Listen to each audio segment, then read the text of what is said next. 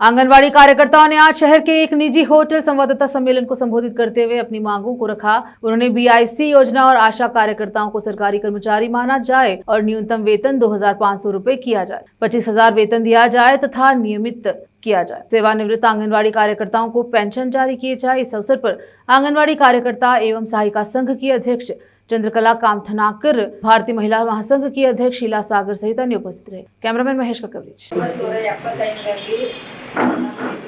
चालू आಗಿ ನಾವು 42 ವರ್ಷ ಸೇವೆ ಸಲ್ಲಿಸಿದೆವು. ಬೀದರ್ ಜಿಲ್ಲೆಗೆ 1982ರಲ್ಲಿ ಉದ್ಭವ ಆಯಿತು.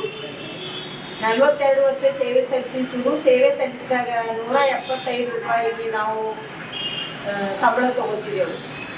ಈಗ ನಾವು ನಿವೃತ್ತಿ ಆದಾಗ 11,500. 42 ವರ್ಷದಲ್ಲಿ ನಾವು ಸದಾ ಯೂನಿಯನ್ ಮುಖಾಂತರ ಹೋರಾಟ ಮಾಡಿ 100, 200 ಮಾಡ್ಕೋತ ಇಲ್ಲಿವರೆಗೆ ಬಂದೆವು.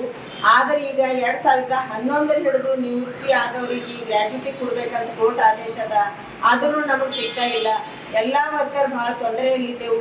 ದಯಮಾಡಿ ನಾವು ಈಗಾಗಲೇ ನಾವು ಅಂಗನವಾಡಿ ಕಾರ್ಯಕರ್ತರು ಮತ್ತು ಸಹಾಯಕಿಯರ ಫೆಡರೇಷನ್ AITCಯಿಂದ 9ನೇ ತಾರೀಕು ಹೋರಾಟವನ್ನು ಹಮ್ಮಿಕೊಳ್ಳಬೇಕಂತೇಳಿ ನಮ್ಮ ರಾಜ್ಯ ನಾಯಕರ ನೇತೃತ್ವದಲ್ಲಿ ಆಗಿದೆ. ಹಾಗಾಗಿ ನಾವೆಲ್ಲ ಅಂಗನವಾಡಿ ಕಾರ್ಯಕರ್ತರು ಮತ್ತು ಸಹಾಯಕಿಯರು ಇದೇ ಬರುವ 30ನೇ ತಾರೀಕು ಅಂಗನವಾಡಿ ಕಾರ್ಯಕರ್ತರು ಮತ್ತು ಸಹಾಯಕಿಯರ ಹೋರಾಟಕ್ಕೆ ಹೋಗಬೇಕು.